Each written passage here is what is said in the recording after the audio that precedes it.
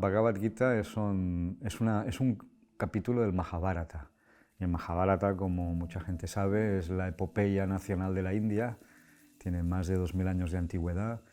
Y uno de los capítulos del Mahabharata es la Bhagavad Gita, o la canción del Señor, que son básicamente 700 estrofas, ¿no?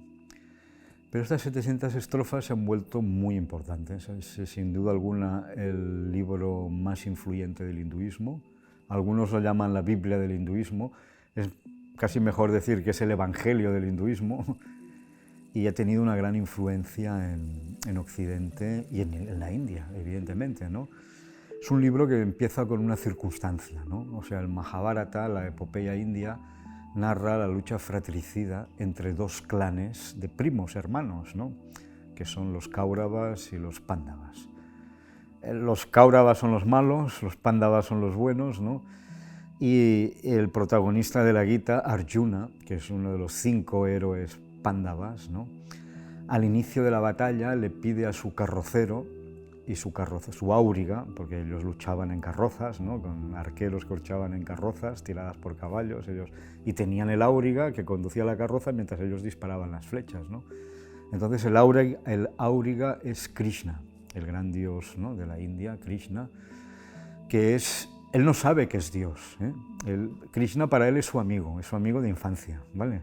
Y le está aconsejando, le está conduciendo en la batalla, y entonces, antes de empezar la guerra, le pide a Krishna, al áuriga, Arjuna, que es el protagonista, le pide a Krishna que conduzca la carroza en medio de los dos ejércitos. En medio de los dos ejércitos, tierra de nadie, antes de empezar la batalla. Entonces Krishna le conduce la carroza a lo largo de los ejércitos, entonces ve que al otro lado, que ya lo sabe, están sus parientes, porque es una guerra entre primos, ¿no? Y ve a sus primos, ve a sus tíos, ve a sus maestros, y eso le causa un gran revuelo moral, ¿no? Porque están a punto de enfrentarse en una batalla fratricida y tendrá que disparar sus flechas contra sus maestros, sus primos, sus tíos, etcétera, etcétera, ¿no? Esto lo dice en la Gita, ¿no? Y entonces, claro, cuando ve que tiene ahí a gente, entre ellos su gran maestro Bhishma está ahí, dice que él no puede luchar, que no quiere luchar, que no está bien matar a la propia familia, ¿no? Y que, por lo tanto, él se abstiene de luchar y no quiere y va a renunciar al mundo, se convertirá en una asceta, pero que no está dispuesto, tiene un dilema básico, y haga lo que haga está mal, y ese es el gran problema. Empieza con, escoja lo que escoja, fatal, ¿no? Porque por un lado, si mato a mis parientes y gano la guerra, disfrutaré de placeres manchados de sangre, ¿no? Y si no lucho, pues ellos nos van a matar a nosotros. O sea, está en un momento, en esas encrucijadas de la vida, que no sabes lo que hacer, ¿no? Y todo el libro, que son, como digo, 700 estrofas, es el argumentario de Krishna para convencer, aunque esté mal matar a sus parientes, porque eso nadie lo duda que eso está mal, pero es su obligación, porque esos parientes son parientes tiránicos, opresores, que les han robado la mitad del reino que les pertenecía por justicia, y entonces Krishna le dice que él es un guerrero de nacimiento, hasta ahora nunca había tenido empacho en tomar las armas y luchar para defender su causa, ¿no? Y es la primera vez que reacciona así, y entonces Krishna le dice que su deber como guerrero es, pues, luchar contra el opresor, y que los Kauravas les están evidentemente robando la mitad del reino que les pertenece, y que como guerrero su obligación es luchar. Y a partir de aquí, toda la Gita es el argumental. Entonces, los argumentos son a múltiples niveles.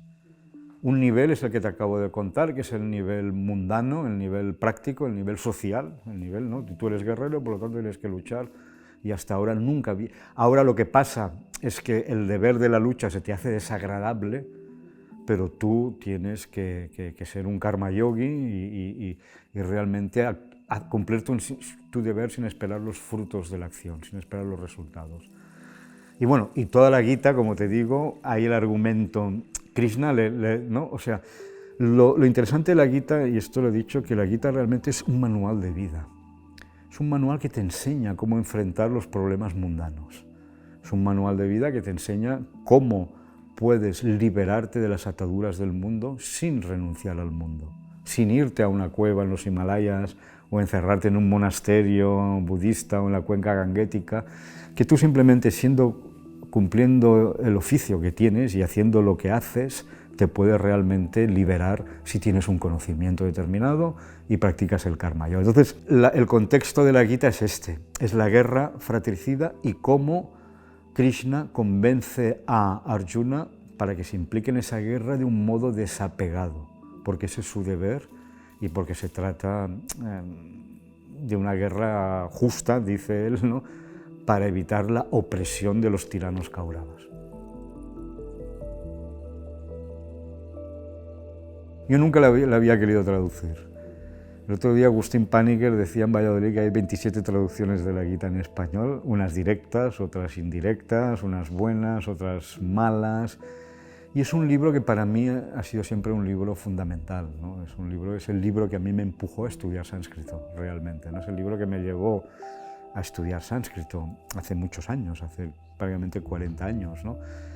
Y nunca la había, pero es el resultado del COVID, ¿no? Esas cosas que hacen, ¿no? Durante la pandemia, pues, no sé, me llegó este pensamiento de que tenía que traducir la Gita, al español, que mi traducción podía aportar algo, aunque hubiesen 27, y así lo hice, ¿no? Entonces, cuando la empecé a traducir, pensé en Agustín, ¿no?, y en Kairos, porque ya tengo un libro publicado allí, y se lo dije y que había empezado a traducirla y él me dijo que me la publicaba, ¿no? Entonces, el motivo, pienso que esta traducción puede aportar algo, sobre todo, ¿no?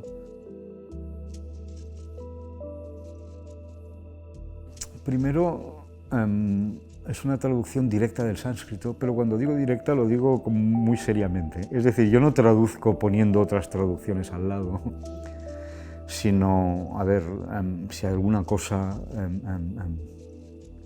yo leo el sánscrito y lo traduzco directamente, ¿no? Bueno, he pasado muchos años en Benarés y podemos hacer eso. Entonces,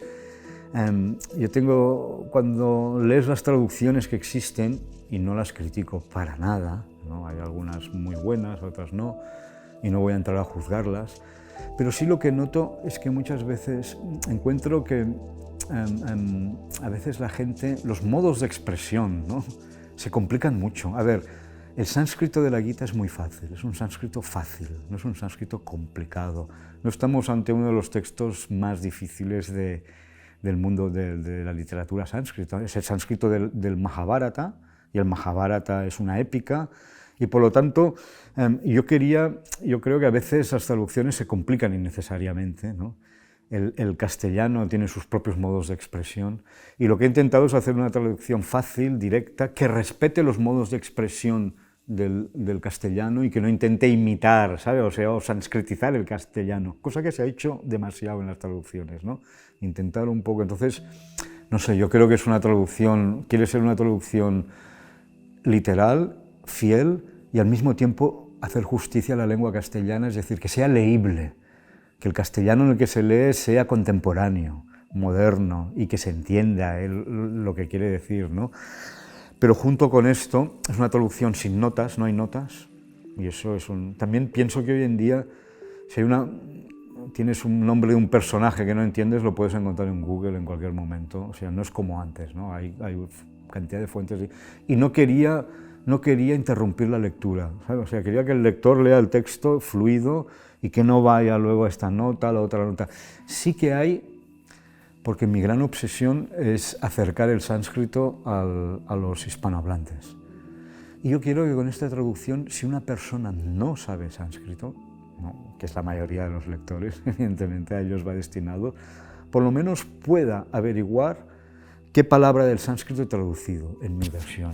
Y para esto hay una glosa al final del libro, en donde hay el texto original y su glosa palabra por palabra. Es decir, si yo, ahora hablo de memoria, si yo en el verso tal he traducido la palabra felicidad, pues que la persona, el lector español, pueda ir a la glosa y ver cuál es la palabra sánscrita que responde a mi traducción de felicidad, y él mismo juzgar, ¿no?, si se le parece una traducción acertada, si no le parece. O sea, que el libro es también una herramienta para comparar las traducciones de la Gita con el original. Y esto se puede hacer con cualquier traducción. Tú puedes coger una traducción española o publicada por otra editorial y mirar en este libro, ir a la glosa y ver palabra por palabra realmente cuál es la palabra original y comparar. Puedes hacer una lectura literal del texto, no española, pero en donde te da un poco la idea de cuál es el orden de las palabras, cómo el sánscrito construye su frase, etcétera, etcétera, ¿no? Y eso para mí era muy importante. Ya lo hice con los Yoga Sutras y también quería hacerlo porque me he dado cuenta, he tenido el feedback de los lectores, es que esto es una herramienta que apreciaban y por eso no era mi idea original incluirlo, pero lo he incluido. Entonces básicamente el libro tiene una introducción larga para poner las bases del pensamiento y de la Gita, para que la gente entienda un poco mejor el texto y no tenga necesidad de las notas. Luego hay la traducción, que es en verso libre, no la quise hacer en prosa. Y esto también es una decisión importante a la hora del libro, ¿no? Porque la mayoría de las traducciones son en prosa. Y yo la empecé a hacer en prosa también. Mi idea era hacerla en prosa, no hacerla en verso libre, ¿no? Y cuando estaba preparando la traducción, ¿no?, estaba leyendo la Divina Comedia también. Y la leía en una magnífica traducción en prosa de Austral. Y bueno, se entendía muy bien, se leía muy bien la Divina Comedia. Y mientras la leía, a mí me gusta siempre tener los originales al lado, si es posible, ¿no? Y el italiano de Dante, pues con un poco de esfuerzo para un lector catalán no es difícil, la verdad, ¿no? Son lenguas muy parecidas, ¿sabes qué? Entonces me bajé el original en italiano y también, y lo cotejaba, ¿no? Me gustaba leer el original, y también encontré por casualidad una traducción en verso libre de la Divina Comedia en español, que no sé quién era el traductor. Y cuando comparé la versión en prosa, que es muy buena, y no la critico, y la versión en verso libre, eran dos libros diferentes. Entonces digo, caramba, para disfrutar de la Divina Comedia has de leerla. O sea, una traducción en prosa es leer la Divina Comedia, pero es otra cosa. No es la Divina Comedia en verso que hizo Dante. Entonces, cuando me di cuenta de eso, y estaba a la mitad de la traducción y empecé de nuevo, porque me di cuenta de que era mejor hacer una versión en verso libre, aunque no es poesía en el sentido, porque es otra manera de leer el texto, ¿no?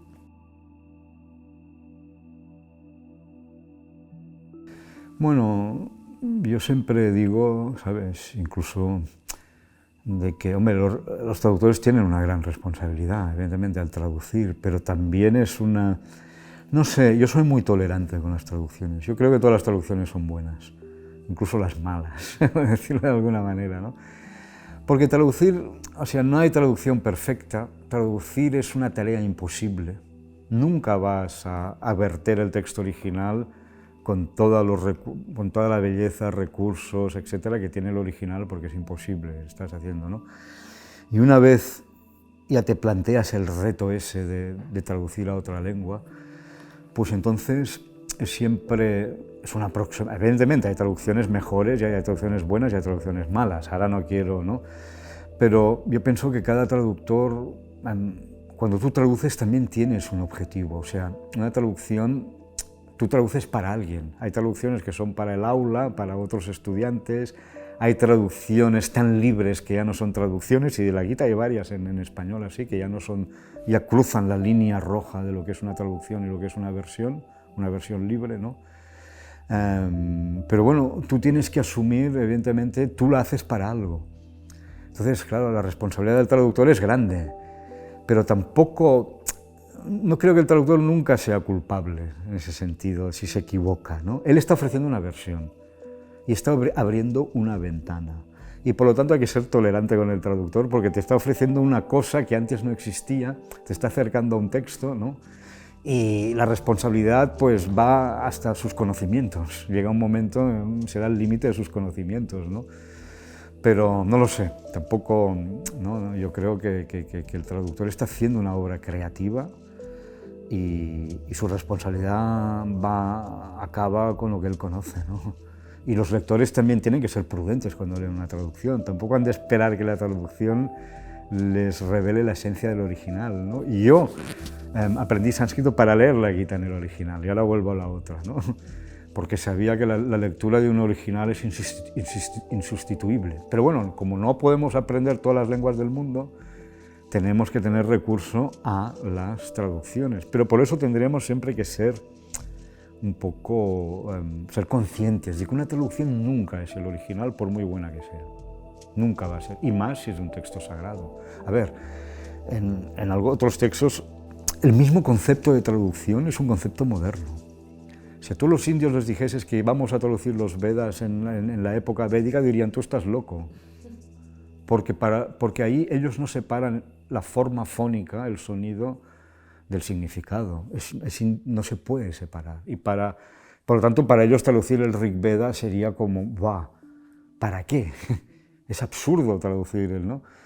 Entonces, la misma idea de traducción es muy interesante, y aquí ahora nos alargaríamos mucho, es otro tema. La traducción moderna realmente es algo occidental, que empieza con la traducción de la Biblia, en fin, aquí ¿no? Por los ingleses, y luego hay todo un debate sobre la traducción y llegamos hasta nuestros días con el concepto moderno de traducción, ¿no? En la India nunca se tradujo la Gita al hindi, o el Mahabharata nunca se tradujo al hindi, solo ahora en la modernidad. Y el Ramayana, que era el gran texto, se han hecho muchas versiones diferentes, en lenguas diferentes, pero nunca traducciones. Versiones que cambian el Ramayana sánscrito y lo convierten en un libro nuevo, en lengua hindi, en tamil, y se convierte en otra cosa, ¿no? Yo fui a la India Fui a la India no porque estuviese especialmente interesado por la India, siempre lo he dicho sinceramente, ¿no? Yo cuando fui a la India me interesaba la literatura europea. Fui a la India siguiendo a una mujer, que es mi mujer, ¿no? Ella tenía ganas de ir, yo fui allí, y cuando estuve en la India sí que me deslumbró. Realmente me deslumbró ese país, ¿no? Ese país tiene algo, y ahora parece un tópico decirlo, ¿no? Pero realmente yo siempre digo que si alguien entiende la naturaleza humana son los indios. Y no porque tengan una intuición especial sino por su misma civilización. Porque sabemos que es el lugar de la Tierra que desde 30.000 años antes de Jesucristo, esto lo dicen ahora los historiadores y los biólogos y antropólogos, es el lugar en el que ha estado más poblado de la Tierra. Y dicen que era así desde el año 30.000 antes de Jesucristo con las nuevas teorías del DNN. Y allí ha habido tal intensidad de relaciones humanas en ese país que tiene 1.400 millones de habitantes y que ha estado poblado desde tantos años y que tiene una memoria ininterrumpida de prácticamente de casi 4.000 o 5.000 años, pues la experiencia humana ha sido muy intensa. Y la posibilidad de conflicto entre humanos ha sido muy intensa. Y el dolor que ha experimentado la gente ha sido muy intenso. Y la religión y la filosofía nace del dolor. Es la respuesta humana al dolor, de cómo gestionar el dolor intrínseco de la existencia. Eso se llama religión, eso se llama filosofía. Hoy en día igual lo llamamos psicología o de otra manera. Y entonces tiene tal experiencia, ¿no? Había en la época de los ingleses, alguien decía que no hay ningún pensamiento que no se haya pensado en la India. Seguramente es una exageración, pero que la riqueza de la experiencia humana es muy grande en la India. Y la gestión de la diversidad, no hay ningún país que sepa gestionar la diversidad como la India, y lo ha hecho desde tiempos inmemoriales. Por lo tanto, me fascinó ese país. Entonces, un día que estaba leyendo una mala traducción de la Gita, porque son las únicas que tenía a mano, un verso como me golpeó, ¿no? Como el boom, como que te dice algo, ¿no? Te llega, te cala hondo, ¿no? Y te dice que estás equivocado en tu vida, ¿no? Y que tienes que hacer un cambio, ¿no? en tu manera de enfocar tu vida. Y me abrió los ojos, hice ese cambio, ¿no? Decidí que bueno, y me estimuló para aprender sánscrito, para leer este libro. Así lo hice como un hobby, y luego se convirtió en lo más importante en mi vida, ¿no? La India, ¿no? Que digo que no estaba en mi agenda, que entró por otra persona, no entró porque yo en mi agenda estaba Proust, en mi agenda estaba Nietzsche, en mi agenda estaba Joyce, Kafka, pero no estaba la India. Pero entró sin yo querer.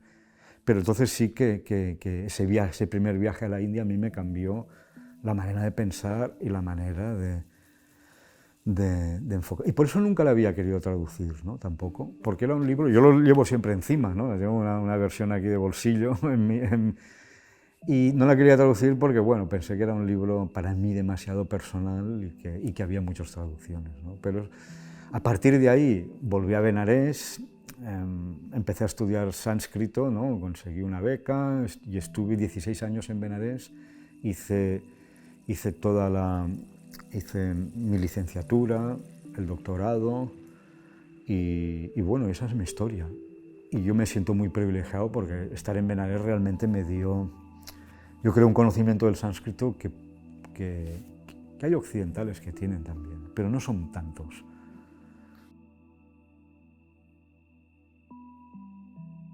Lo que tiene la Gita, yo pienso, de especial, ¿no? y es parte de su éxito, y por lo menos para mí lo que es que es lo que he dicho antes también,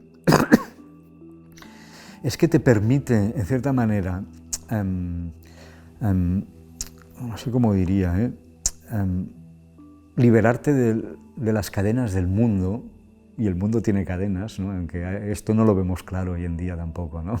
Nos pensamos que el mundo es la libertad, así simplemente, ¿no? Y ni hay algo más que eso. O sea, que te permite liberarte del mundo sin renunciar al mundo. Y eso yo lo encuentro fundamental. O sea, hay muchas escuelas filosóficas, ¿no? Y a veces que te dicen que para liberarte, para liberarte tienes que encerrarte en una cueva o irte a un monasterio. Entonces la Gita dice que no es necesario.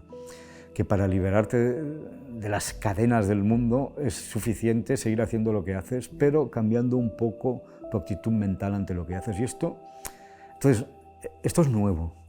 Esto no te exige realmente ni convertirte a una religión, ni meterte a monje, ni tener que practicar yoga en el sentido así, o sea, permite seguir haciendo lo que tú haces, que es lo que hace Arjuna, ¿no? Arjuna sigue siendo lo que es un guerrero en su caso.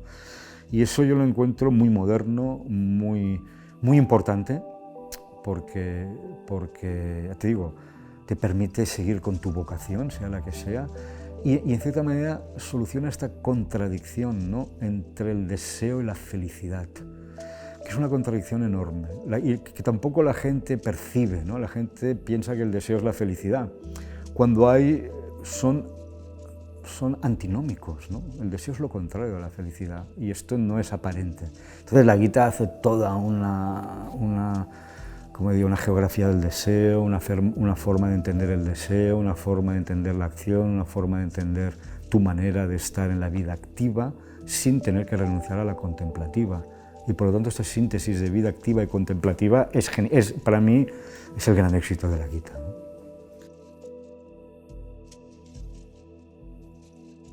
Sí, evidentemente, a ver, es un libro que exige un contexto, ¿no? Está hablando de una filosofía, exige un contexto. Y para esto está la introducción, ¿no? He intentado aclarar algunos cuantos conceptos básicos, poner el contexto filosófico de la Gita, el contexto de cuál es el cosmos de la Gita, o sea, cómo los autores de la Gita o el autor de la Gita, cómo entendían el universo, ¿no? Que la Gita, cuál es el universo de la Gita, porque es muy diferente de la visión materialista que tenemos actualmente del mundo, ¿no? Entonces, eso sí que hay que explicarlo y ayuda. Ahora, tampoco hay... a ver, yo creo que el mensaje es universal, ¿no?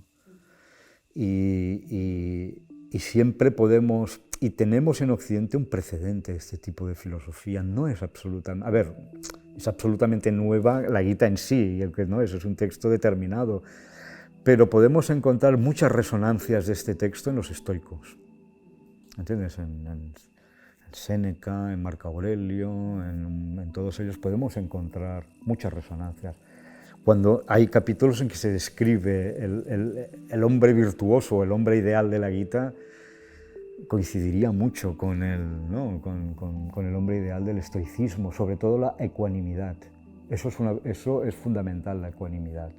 ecuanimidad ante el placer y el dolor, ante el elogio y la censura, ¿no? Ante la fama y el oprobio. Eso es muy importante. Y esas virtudes de ecuanimidad, de no dejarte afectar, ¿no? por los contrarios, ¿no? Por el placer, el dolor, el frío, el calor, etc. Eso es importantísimo en la Gita y es importantísimo en el estoicismo, es importantísimo en mucha parte de la filosofía antigua, ¿no? El hombre que es dueño de sí, eso es fundamental, ¿no? Hay muchas historias de Alejandro Magno que cuando llega a la India, llega ahí como el conquistador del mundo, ¿no? el gran gobernante. Entonces entra ahí en las cuevas donde viven los yogis indios y entonces el yogi indio le dice que tú hasta que no te conquistes a ti mismo no eres emperador de nada, ¿no? Y entonces esa conquista de sí mismo la encontramos en el mundo clásico occidental también. Bueno, realmente la novedad y la importancia de la Gita es el Karma Yoga, ¿no? Una de las novedades. Otra de las novedades es que es el mismo Karma Yoga, es la fusión de tres vías, la vía del conocimiento, la vía de la acción y la vía de la devoción en una sola, que es la vía del Karma Yoga, ¿no? Entonces, la vía del Karma Yoga es revolucionaria en el sentido que, como venía diciendo, te dice que tú tienes que seguir haciendo lo que haces, pero con un cambio de actitud ante las cosas que haces. Y no buscar tanto el resultado de lo que haces, sino la acción en sí misma, lo que haces en sí mismo. O sea, que tú tienes que actuar sin esperar el resultado de la acción. Y la Gita dice, hay una estrofa que dice, porque los que solo buscan los resultados de la acción son unos desgraciados. Esto es genial, si lo piensas bien, porque ahora parece que solo we are all result oriented, ¿no? Solo queremos resultados. Y aquí te dice que si tú eres una persona que te guías por los resultados, vas mal, lo vas a pasar muy mal en esta vida, porque mientras los resultados sean buenos, tú serás feliz, cuando los resultados sean malos, serás un desgraciado. Y lo que te dice la Gita es que tú solo controlas la acción, tú solo controlas el vídeo que estás haciendo ahora. Lo puedes hacer mejor, peor, según el equipo, la persona entrevistada, pero si este vídeo va a tener éxito o no va a tener éxito, no está en tu poder, no está en tu control, ¿sabes? Esto ya depende de cómo sea recibido y, por lo tanto, tu responsabilidad es actuar. Tú piensa cuál es la acción que hacemos realmente sin esperar resultados. ¿Cuál es la acción normalmente? ¿Cuál es? El juego. Solo cuando jugamos hacemos algo sin un interés ulterior, ¿no? Entonces, para resumir un poco, ¿no? Concentración en lo que haces, encontrar realmente el propósito en la acción misma, en cómo haces las cosas. Y en un momento dado, la Gita dice, el yoga es eficiencia en la acción. Yo lo he traducido de otra manera, también se puede decir, el yoga es la felicidad en la acción. La felicidad en el sentido que tiene en español de ausencia de obstáculos y tropiezos. El karma, cuando tú haces karma yoga, la acción fluye, es espontánea, es una manera de actuar que no te ata, ¿vale? Entonces, es muy difícil, evidentemente, todos actuamos motivados por un objetivo concreto para ganar algo, ¿no? Y es normal que así sea porque tenemos que cumplir, la Gita lo dice también, es mejor la acción que la inacción. Para simplificar, podemos ver como tres tipos de acción diferentes. Una es cuando estamos sentados sin hacer nada, a eso lo llamamos inacción, ¿de acuerdo? Estoy sentado, no hago nada, estoy todo el día tumbado en el sofá y esto es inacción, no haces nada. Otra es la acción interesada, voy a trabajar porque necesito comer y ganarme el dinero. Esto la Gita lo llama el viaje del cuerpo. Es el viaje todos necesitamos el viaje del cuerpo que es la subsistencia, ¿no? Y la tercera sería la no acción, ¿de acuerdo? Y la no acción sería una manera de actuar que no tiene consecuencias negativas para ti, ni negativas ni positivas, es otra manera de actuar, es otra forma de ver la acción, ¿vale? Más allá de lo positivo y de lo negativo, actuar solo porque es tu obligación hacerlo, de una forma desapegada y porque tú encuentras tu realización también en esa ejecución de la acción, sea lo que sea, porque es tu profesión, es tu manera de ganarte la vida, es tu dharma, la Gita diría que es tu dharma, es lo que a ti te aguanta como persona, ¿no? Y tienes que hacerlo. Entonces, si eres capaz de por lo menos intentar hacer ese cambio de mentalidad, o sea, claro, aquí es una cuestión de conocimiento. Yo estoy diciendo ahora esto y mucha gente dirá, bueno, ¿este qué dice? Es una tontería inmensa. Porque todos actuamos por un motivo egoísta, todos. No hay ninguno de nosotros que no actúe por un motivo ulterior. Entonces, lo que está diciendo es un sinsentido, porque realmente la acción es para el fruto de la acción y no para la acción en sí misma. Es evidente, necesitamos el fruto, ¿eh? Pero si cambiamos la mentalidad, el fruto llegará igual si haces la acción, y si la haces bien llegará igual. Es más, cuando tú actúas sin dejarte condicionar por el miedo al fracaso o por la borrachera del éxito, actúas con más frialdad, actúas con más eficiencia, no te dejas que las pasiones te influyan, ¿entiendes? Entonces, bueno, en resumidas cuentas, el karma yoga, esta manera de actuar especial, hay mucho más, evidentemente, estoy aquí simplificando. Para el karma yoga, lo primero es el buddhi yoga, o el yoga del intelecto. Esto en el capítulo 2 se explica claramente lo que es y cómo se ha de practicar, ¿no? Porque tú no puedes entrar en el karma yoga directamente sin antes tener teóricamente una serie de cosas claras, ¿no? Entonces la Gita dice, hay un verso muy bonito, ¿no?, que dice, porque el ser humano que hace su actividad sin esperar ningún resultado ulterior y cumple con lo que tiene que hacer, alcanza el bien supremo. Digo, caramba, qué fácil es, ¿no? No, yo esto lo tengo muy presente. A ver, yo tengo una vida activa con mucha responsabilidad administrativa y bueno, a la hora de estar trabajando ahí, tú sabes que Entonces, ¿qué pasa? Que tu trabajo se vuelve sagrado. Y la Gita hace la acción interesada, dice, no, la acción interesada es limitada, no dice que sea mala, ¿eh? Hay un verso que dice, es mejor actuar que no actuar. ¿No? Es mejor que actúes por interés que no hagas nada, ¿eh? Porque eso es el quietismo y además en otro verso dice, es imposible no hacer nada. Que eso es ¿no? Tú cuando estás sentado estás haciendo cosas, estás pensando y eso es acción, tu cuerpo está funcionando, o sea que la inactividad absoluta es imposible. Y la Gita hace una denuncia del quietismo, del falso yogi, que está meditando, pero en realidad está pensando en cuánto dinero ganará haciendo yoga y si será el profesor más famoso del mundo y tendrá miles de seguidores y con el yoga, ¿sabes lo que te digo? Entonces él, a la persona que realmente aparenta meditar, pero está pensando en los objetos de sentidos, la Gita lo llama un hipócrita y lo denuncia, ¿no? Y propone. Entonces, bueno, pues volvamos. Hay el quietismo, la inactividad, que es lo peor, hay la acción interesada, que es mucho mejor que la inactividad, y luego hay la no acción, que es la manera superior de actuar, aquel que, ¿sabes?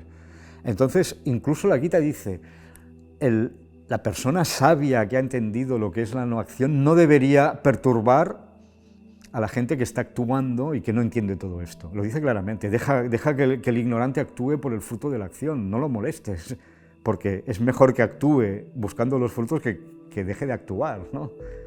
Porque la no acción es actuar, es hacer acción, pero, como decía antes, sin estar apegado al resultado, ¿no? Y eso es fundamental. Ya te digo, y hay una serie de ayudas para que eso sea posible.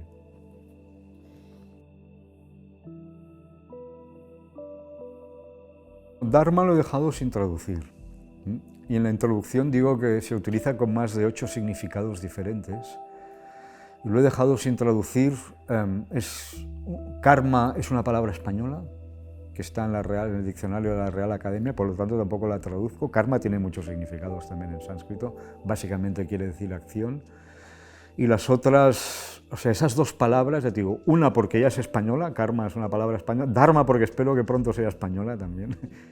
Es una palabra muy popular, ¿no? Aquí en Cataluña tenemos incluso grupos de música que que utilizan la palabra dharma desde hace 40 años, ¿no? Y mucha gente ha oído hablar de dharma. Pero el dharma, básicamente, dharma quiere decir, es complicada, ¿eh? Y es una palabra que tiene un significado para los budistas, otro para otros, es muy, muy polisémica. Pero dharma, yo siempre la explico de una forma, viene de la raíz dri, en sánscrito, la DH se convierte en F en latín, bueno, no se convierte en F, pero la equivalencia. Y en latín tenemos esa raíz, que la palabra que se parece a dharma es firmus en sánscrito, viene de la misma raíz. Fir, ahí es dri en sánscrito, y fir en esto, y mus, que es ma, ¿no? Que es el sufijo ma. Entonces yo siempre digo que dharma es aquello que hace que las cosas sean lo que son, es la firmeza de una cosa, ¿de acuerdo? El dharma que hace que un león sea león, pues bueno, es un depredador que caza y come carne, ¿no? Si ahora los leones se vuelven pacifistas y empiezan a comer verduras, seguro que el león como especie desaparece y se convierte en otra cosa, ¿no? El dharma de la oveja es pacer, ¿no? Si una abeja quiere, no, yo quiero comer carne como el león porque quiero ser fuerte como el león, seguro que se muere, ¿no? Porque no va a poder digerir esa carne, ¿no? Entonces, el dharma de Arjuna es guerrear porque es un guerrero, y ahí con consonancia, ¿no? Entonces, esto es interesante, ¿no? Porque tú tienes que actuar, o sea, tú tienes, recapitulemos un poco, ¿no? Tú tienes que hacer el trabajo que te toca hacer, y hacer ese trabajo sin esperar ningún resultado es liberador, ¿vale? Y te libera, si lo haces, ¿no? Es realmente el camino que pone la Gita, ¿no? Pero ¿cuál es tu trabajo? Es un problema, ¿no? Claro, ahí la Gita evidentemente es un texto antiguo y ahí utiliza las castas, y, ¿sabes? Para decir cada uno tiene trabajo determinado por su propia casta, que es como era la sociedad en esos momentos, ¿no? Pero introduce el concepto de swadharma. Has dicho dharma, el dharma es la ley general. Entonces, el swadharma sería, y esto es muy interesante, ¿no? Porque dice que cada uno tiene que realizar su propio dharma. Ahora, ¿cuál es tu propio dharma? Esa es la pregunta, ¿no? Aquí no hay castas, tú no eres nosotros no somos guerreros, brahmanes o comerciantes, pero la interpretación que se hace en clave más interiorizada, ¿no? Es de que el propio dharma de uno es lo que uno, en cierta manera, le toca hacer en esta vida. O sea, no lo sé, es su vocación, para decirlo en una palabra. Claro, y mucha gente tiene vocación. Hay gente, yo quería ser escritor desde los 8 años, no lo he conseguido, pero bueno, eso es otra cosa. Hay una persona, ¿no? Pues el dharma de Messi estaba clarísimo, que era futbolista desde que nació, tenía 5 años, jugaba al balón. Hay gente que no lo tiene tan claro, hay gente que no sabe lo que quiere, no sabe, ¿no? En mi caso, ¿por qué a mí la Gita me cambió mi vida? Porque yo en la época que leí la Gita estaba negando mi swadharma. Yo soy un hombre de letras, ¿ok? Y quería ser un hombre de acción. No quería ser un ratón de biblioteca, un hombre que está ahí leyendo todo el día y estudiando y escribiendo. Quería ser un aventurero más que un hombre, ¿no? Y ahí me di cuenta que me estaba engañando a mí mismo, que yo quería ser una cosa que no era. Y muy a menudo, motivados por los modelos, vemos a alguien y lo queremos imitar. Igual esa persona está haciendo una cosa que no es la que tenía que hacer, ¿no? Entonces la Gita dice que es mejor hacer el propio dharma, aunque no tenga exento de mérito, que hacer el dharma de otro, aunque esté bien ejecutado. Esto es muy interesante, ¿no? A ver, si Messi, imagínate que Messi de pequeño jugaba a balón muy bien, a los 5 años ya era un gran futbolista, pero luego a los 15 decide que él quiere jugar a básquet en lugar de fútbol. Bueno, pues él jugará a básquet, igual lo hará muy bien, no lo sé, ¿no? Si llegará a la perfección que... Pero lo interesante de la Gita es, dice, si haces el dharma de otro por imitación, por glamour, porque eso es lo que se lleva hoy en día y lo que todo el mundo valora, te estás engañando a ti mismo porque no estás realmente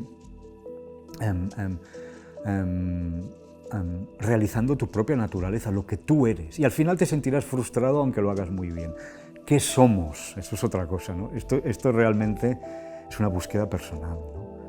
Y a nivel, la Gita lo que dice es que somos una combinación de 3 energías básicas. Y cada uno tiene que descubrir en qué esas 3 energías, cómo le influyen a uno y cómo determinan. No hay una receta para encontrar el propio dharma. Pero, insisto, entonces el propio dharma será esa actividad, ¿no?, que hará que a lo largo de tu vida tú florezcas como el individuo que eres, ¿no? Y yo en mi caso, bueno, para mí mi dharma era estudiar, leer, hacer una vida de letras, ¿ok? Cada uno lo tiene el diferente, pero simplemente es eso. Entonces tú encuentras tu dharma, ese dharma viene dado por tu composición gúnica, y perdón por meter aquí una palabreja, los gunas es un concepto muy importante para entender la Gita, por eso lo digo, es una de las palabras que también se explica en la introducción. Y entonces los gunas básicamente interpretan todo el universo como una combinación de 3 energías básicas. Y si tú entiendes esas 3 energías, para ellos entiendes el universo, esto es lo que dicen, ¿no? Esto ya en las Upanishads había esta pregunta de los filósofos, ¿qué tengo que hacer para entender el mundo tal y cual? No en su especificidad, pero en su generalidad. Entonces estas 3 energías, todo el mundo está compuesto por estas 3 energías. Una es blanca, para decirlo de alguna manera, otra es roja, la otra es negra. Uno es el principio de la inteligencia, de la comprensión, de la claridad, otro es el principio de la acción y el otro es el principio de la solidez. La Gita sigue una visión de una cosmología que entiende que la realidad física está compuesta de 3 energías. Y esas 3 energías se van combinando en permutaciones infinitas. Y la combinación de estas 3 energías es lo que crea los diferentes estados, ¿no? La primera, te lo digo muy rápidamente, la primera es la energía sátvica, es la energía ligera de la luz, de la comprensión, del placer, del bienestar. Físicamente es el movimiento ascendente, ¿no? Es el movimiento ligero, etc. La segunda, las 3 son necesarias, ¿eh? Las 3 son necesarias para. La segunda es el principio de la acción, color rojo, fuego, movimiento horizontal, el otro era el movimiento ascendente, este movimiento ascendental, deseo, codicia, o sea, las gunas tienen tanto propiedades físicas como psicológicas, porque el mundo es tanto físico como mental, ¿no? Por decirlo de alguna manera. Y entonces, y el tercer guna es el guna de oscuro, es el guna del movimiento descendente, es el guna de la solidez, ¿no? El principio de gravedad sería una manifestación del guna tamas, o sea, el que nosotros tocamos. Estas tres formas son tanto físicas como psicológicas. Y te pongo un ejemplo que siempre pongo en mis libros, ¿no? Para que entiendas un poco de qué estoy hablando. Imagina que estás preparando un examen, ¿entiendes? Y al día siguiente, y estás estudiando, preparando tu examen. Y estás ahí estudiando, wow, concentrada, muy enfocada en lo que estás haciendo, lo entiendes todo, lo retienes, tomas notas bien y wow, hasta te lo pasas bien.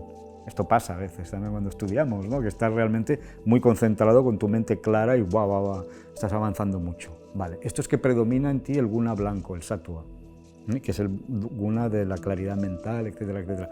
Imagina, estás preparando el examen y te sientes inquieto, ¿no? Estás, bueno, sí, te concentras un poco, voy a la nevera, me cojo un refresco, me vuelvo a sentar, empiezas a mirar el móvil, estás pensando ¿no? Envías un mensaje, luego te concentras 5 minutitos, pero entonces que predomina en ti el guna rojo, el de la acción, ¿sabes? Y tu mente está muy inquieta.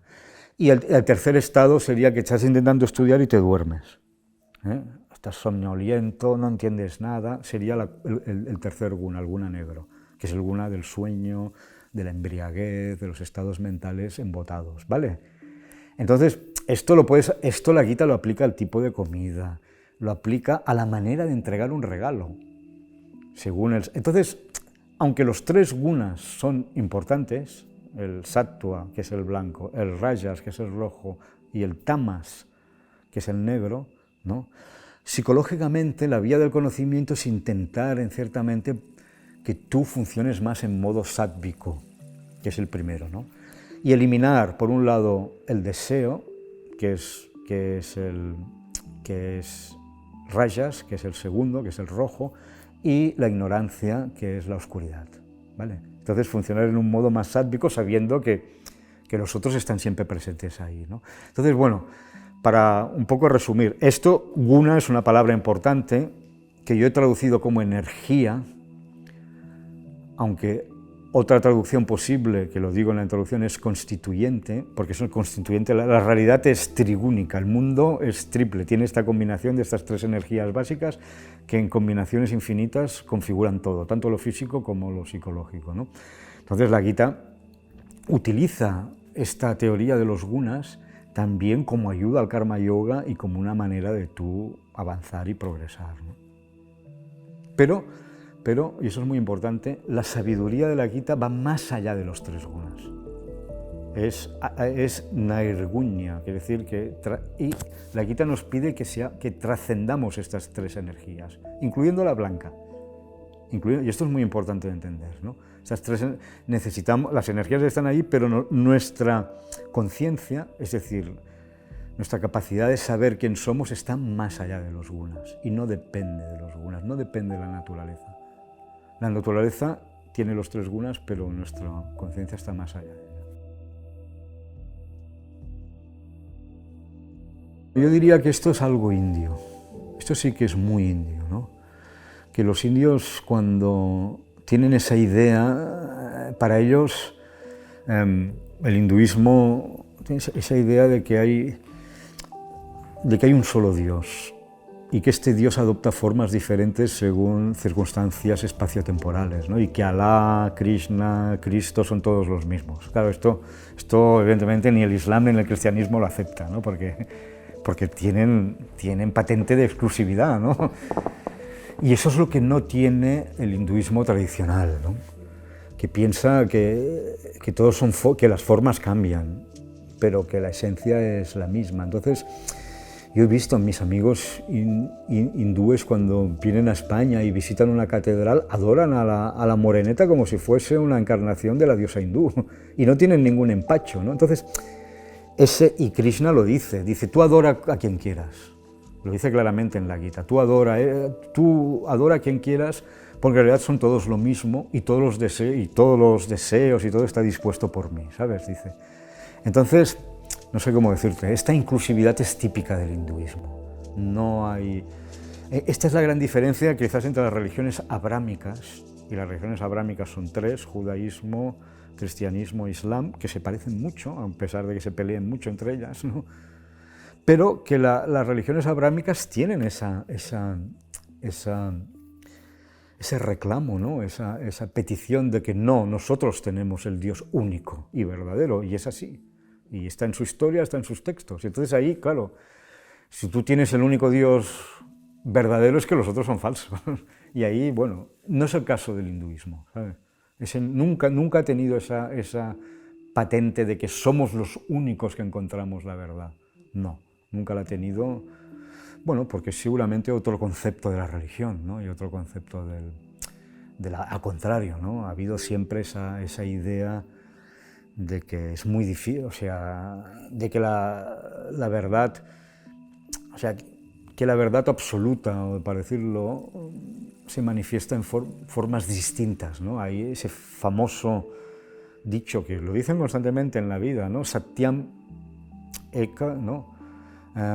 Bahuvadanti. Dice, la verdad es una, pero los sabios hablan de ella de muchas maneras, y esto ya es una... ¿no? O sea, sí, hay una verdad, pero se expresa de maneras diferentes, claro. Eso de la tradición abrámica es difícil de entender. Y Occidente sufre un poco, ¿no? Es un tema, ahora nos alejamos otra vez de lo que hablábamos, ¿no? Pero hay mucha gente que piensa que el laicismo, el secularismo, que nosotros nos libramos de la religión a partir del Renacimiento y el positivismo, pero no nos hemos librado del pensamiento único. Y todavía en Occidente seguimos pensando que a mí esto fue algo que a mí me liberé en la India de esto, ¿no? Pensar que solo hay una solución. Pues será el comunismo, o será el liberalismo, pero siempre con la obsesión de que hay una solución definitiva para la humanidad. Esto en la India no se cree. Y esta idea de la solución definitiva es muy peligrosa.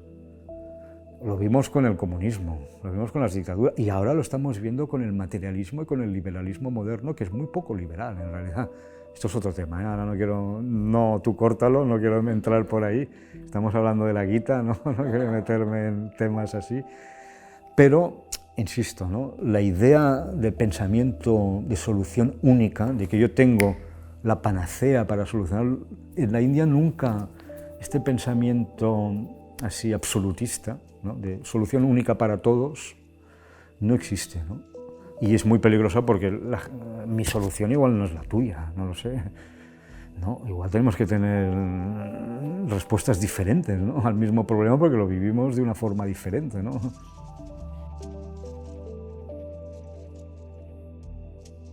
Y yo creo que la Gita tiene un valor único, ¿no? Primero porque propone, como he dicho, una vía de liberación que no te obliga a renunciar al mundo, ¿no? Es una relación interior, no externa, ¿no? Y creo que eso es muy interesante para toda la gente. Luego, es evidente que vivimos en un mundo atravesado, y ahora hablo del mundo, vivimos en un mundo que tiene dos grandes problemas, ¿no? Y lo vemos cada vez de una forma más masiva. Uno es, ¿cuál era? Bueno, tiene muchos problemas. Pero dos de problemas que vemos cada vez más es la adicción y la depresión. Es un mundo adictivo, vivimos en una sociedad adictiva en la que la adicción es recompensada, es considerada, y todos lo sabemos, ¿no? Desde las redes sociales, la forma de utilizar la internet, la crisis de los opiáceos en Estados Unidos que mató a 500.000 de personas por intereses corporativos, por ejemplo, ¿no? Y vivimos en una sociedad adictiva que premia la adicción, y que la adicción es buena porque la adicción contribuye al consumo y el consumo contribuye a la prosperidad de todo el mundo porque el crecimiento, etcétera, etcétera, ¿no? Y por otro lado, una sociedad muy depresiva porque el individuo se siente muy aislado. Entonces, yo creo que un libro como la Gita propone soluciones a la adicción y a la depresión muy, muy concretas, ¿no? Y que se pueden poner en práctica, ¿no? Entonces yo pienso que tiene un gran mensaje, es evidente, por eso se vuelven a publicar, estos libros siguen todavía en cartelera, ¿no? Porque yo pienso que dan soluciones reales al problema del dolor humano, que es un problema que yo pienso que a veces, no lo sé, por un lado, o sea, que es un problema. El budismo nace para aliviar la filosofía, y ya lo he dicho antes, ¿no? Entonces también me parece un antídoto contra el materialismo reductor, ¿no? No somos conscientes de la tristeza del materialismo, por ejemplo, ¿no? Y de los límites, ¿no? Y de sus contradicciones, y de cómo reduce la experiencia humana al tachar un poco de fantasioso o dispensable. Yo conozco mucha gente, a ver, yo no veo ninguna contradicción entre razón y fe, o entre razón e imaginación, o entre razón e intuición, o entre razón y conocimiento intuitivo directo. Y este es otro tema, ¿no? Hay un concepto racional, hay un conocimiento intuitivo que no es fruto de la imaginación y no es falso, como diría. Pero yo conozco mucha gente que el momento en que oyen la palabra meditación, su mente se cierra de golpe. Y son gente con un gran bagaje intelectual, ¿no? Porque no, esto pasa con la palabra yoga, pasa con la palabra oriente, ¿no? Y yo pienso que no se dan cuenta, ¿entiendes?, de que al negar la dimensión, y utilizo una palabra aquí también muy denostada por cierto tipo de gente, que es espiritualidad. Gente que no quiero ir a... Cuando oyen la palabra espiritual, no, esto está una palabra gastada, tal y cual, pero la utilizo plenamente. O sea, no somos conscientes que al negar la dimensión espiritual del hombre, estamos negando una parte esencial de su persona. Y la condenamos a una vida triste en lo único que hay es el resultado. Y en lo único que puedes esperar es el placer y el dolor, y no hay nada más allá. Y en donde no te puedes liberar de la cárcel de la dualidad, que es la cárcel del placer y del dolor. Y eso, según la Gita y según el budismo, te conduce a la infelicidad perpetua, que es un poco como viven millones de personas hoy en día, no nos engañemos, a pesar de tener lo material resuelto. Porque dices, bueno, la pobreza sí que es dolorosa, o sea, si tú realmente no tienes para comer, no tienes para vivir, pero es una contradicción, ¿no? Que en un mundo tan próspero, al mismo tiempo haya tan... Entonces, yo pienso que la Gita o sea, te da muchas respuestas a preguntas que todos nos hacemos, ¿no? Y que en el discurso imperante, yo creo que ya nos hacemos las preguntas a veces equivocadas, ¿no? Pienso yo, porque vivimos, bueno, en un contexto en donde el espíritu está negado, ¿no? Está básicamente infravalorado, ¿no? Bueno, porque te digo, es un libro, es un manual sobre la acción humana, es una reflexión sobre el significado de la acción humana y cómo encarar la acción humana, ¿no? Y yo descubrí no hace mucho el tema este, ¿no? Me lo dijo el embajador de la República Dominicana en Delhi,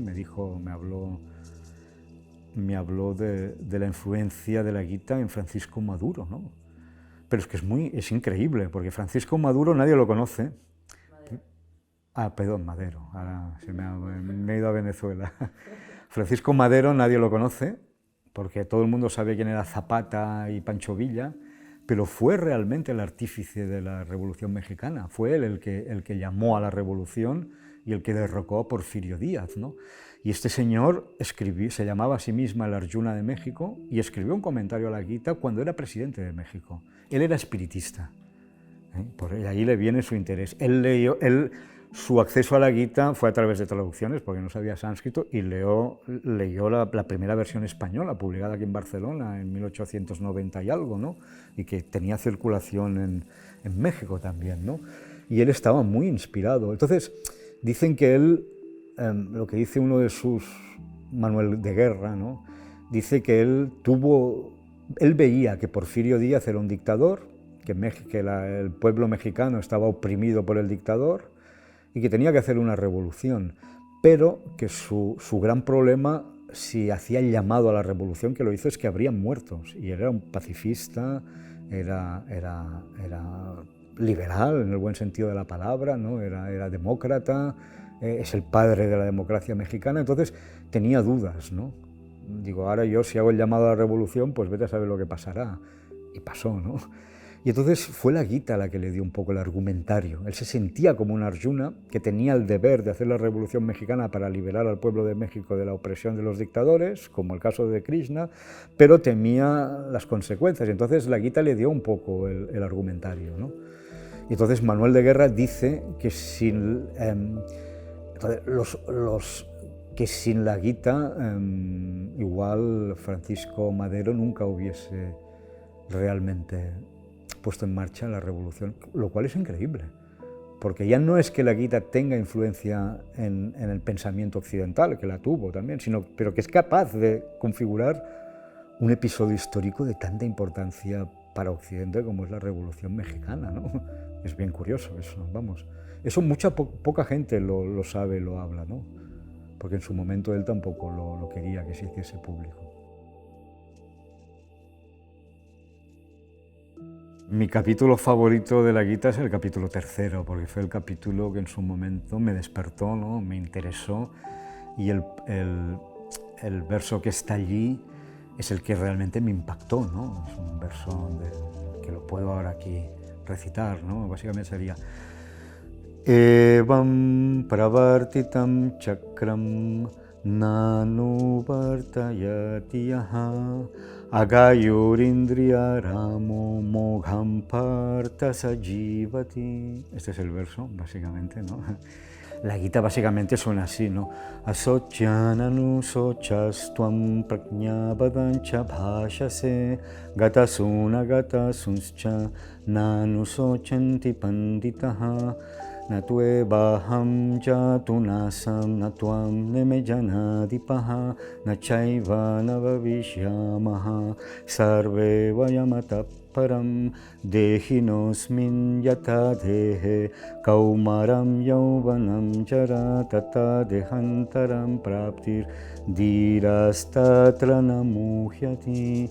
Podría continuar, pues yo me sé 2 capítulos de memoria, los recito, no cada día, pues tengo varios textos, la memorización es muy importante, tener textos memorizados te ayuda mucho, y entonces, bueno, puedes cantarla de otra manera. Esta es la manera que a mí me enseñaron. También depende del tipo de verso que hay. Básicamente hay 2 tipos entonces según el verso se canta de una manera u otra. Aquel que no sigue la rueda de la vida que así gira, ese es un tonto, vive entregado a los placeres de los sentidos y vive en vano, malgasta su vida. Esto fue lo que a mí me impactó mucho, ¿no? Porque me di cuenta, que yo tenía 20 años en ese momento, ¿no? Era muy jovencito, me di cuenta que no estaba rodando con la rueda de la vida, ¿no? Y entonces pues eso me hizo... Luego vienen los versos que he contado antes del propio Dharma, que tú tienes que hacer tu propio Dharma, que no tienes que hacer el Dharma de los otros. Y entonces me di cuenta que yo me estaba engañando a mí mismo y que tenía que volver a la vida de las letras, ¿no? Y no a la vida de la acción, que no era realmente lo mío, ¿no? O sea, que no era un hombre de acción, sino un hombre de letras, y era así, y tenía que aceptar lo que era y entregarme a ello en alma y cuerpo, y es lo que hice a partir de ese momento y me ha ido muy bien desde entonces, vamos.